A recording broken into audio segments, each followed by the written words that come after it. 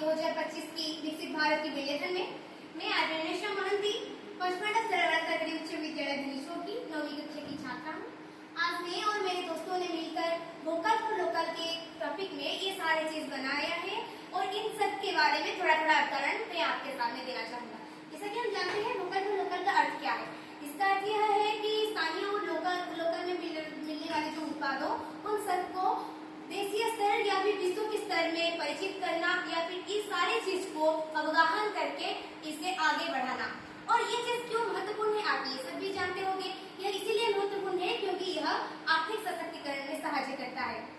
जैसे कि मैं अब बोलना चाहूंगा, उड़ीसा की लोकेलिटी में इतनी प्रकार की चीजें जिसे हम जानते हैं, पर समाज में इनकी आवश्यकता और मांग की कम होने की वजह से ही ये सारे चीज आज मिट्टी में धुसात होने वाले हैं या फिर विलीन होने वाले हैं। तो उन सब का मॉडल मैं आपको दिखाऊंगा। जैसे कि कटक की कार्यकसी कार्य तार अर्थात वायर, कसी अर्थात डिजाइन जिसे हम बोलते हैं। सिल्वर के तार के द्वारा जो डिजाइन होती है उसे हम तारकसी बोलते हैं। जिसके उदाहरण में मैं लिया हूँ ये सारे कंगन, ये पायल और ये अंगूठी में पैर की अंगूठी में पहनने वाली ये मुंडी। इसके बाद मैं आपको बोलना चाहूंगा, हम जानते हैं खोर्धा के जो होते हैं कंटोरा वस्त्र जिसे हम बोलते हैं। उदाहरण में मैं लिया हूँ ये गमछा, ये उड़ीसा के घर घर में पुरुषों के द्वारा आदृत होता है। इसके अलावा भी विभिन्न प्रकार साड़ी बनती है। ये सूक्ष्म कला के लिए अपनी परिचय सृष्टि किया है। इसके बाद मैं आपको बोलना चाहूंगा कि संबलपुरी हस्ततंत्र के बारे में, जिसके उदाहरण में मैं लिया हूँ ये साड़ी और यह उड़ीसा की समृद्ध कला और संस्कृति का प्रतीक होता है। इसके बाद और ये प्रसिद्ध होता है संबलपुर जिला में। अब मैं आपको बोलना चाहूंगा कि जो होती है सिंह की काठी जिसे हम बोलते हैं, यह पायरक मुंडी पर प्रसिद्ध होती है। गाय और भैंसा के सिंह के द्वारा ये सारी चीज बनती है। उदाहरण में मैं लिया हूँ ये कंगी जो सिंह से ही बनी हुई। इसके बाद मैं आपको बोलना चाहूंगा मानियाबंद के पाट साड़ी के बारे में। इसके उदाहरण में मैं लिया हूँ ये साड़ी जो मानियाबंद के पाट साड़ी होती है। 14वीं शताब्दी में मौर्य राजा के समय से ये साड़ी का आरंभ हुआ था। अब तक भी यह अपनी मोटे रेशम और कार्य के लिए ही प्रसिद्ध होता है। इसके बाद मैं आपको बोलना चाहूंगा इस कांसे की कार्य के बारे में जो रेमुना में प्रसिद्ध होता है। यह पीतल और टीन इन दोनों का मिश्रण होने के बाद ही यह मिलता है हमें। उदाहरण में मैं लिया हूँ ये थाली जो कांसे की होती है। इसके बाद मैं आपको बोलना चाहूंगा पीतल के वासन के बारे में जो बेलगुंठा में प्रसिद्ध होती है। जिसके उदाहरण में मैं लिया हूँ ये कटोरा, ये ढाल और ये दीप इत्यादि विभिन्न प्रकार की चीजें।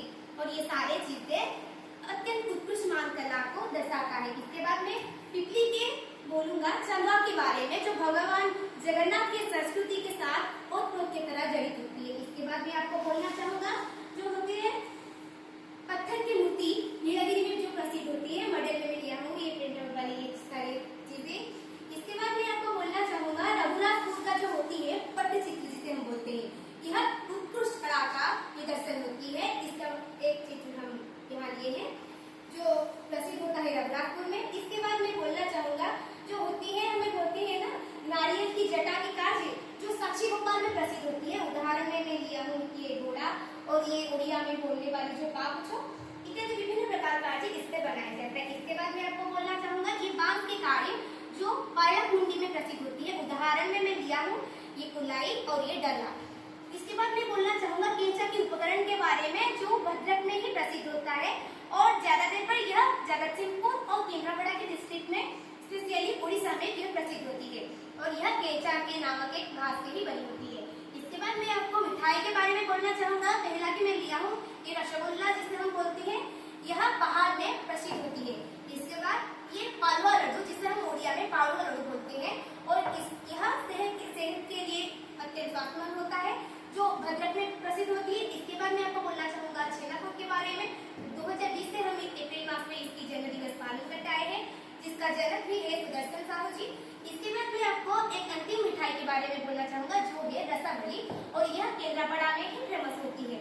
और ये सारे और ये जो चीज होती है रसावली यह 2023 अक्टूबर 3 में जीआई टैग अंतर्गत हुआ था। ये सारे चीज हम इसे जानते हैं पर हमें कुछ पदक्षेप लेना चाहिए जिससे ये सारे चीज हमारी सारे विश्व में प्रसिद्ध हो सके। जैसे कि सरकार के द्वारा जो विभिन्न प्रकार कार्यक्रम होता है उन सब में हमें इसे इंक्लूड करना चाहिए और हमें अपनी मन में इसके लिए प्रेम और चेतना भी जागृत करना चाहिए। इतना ही बोलकर मैं अपने वक्तव्य समाप्त करूंगा और सरकार को धन्यवाद दूंगा इस प्रोग्राम के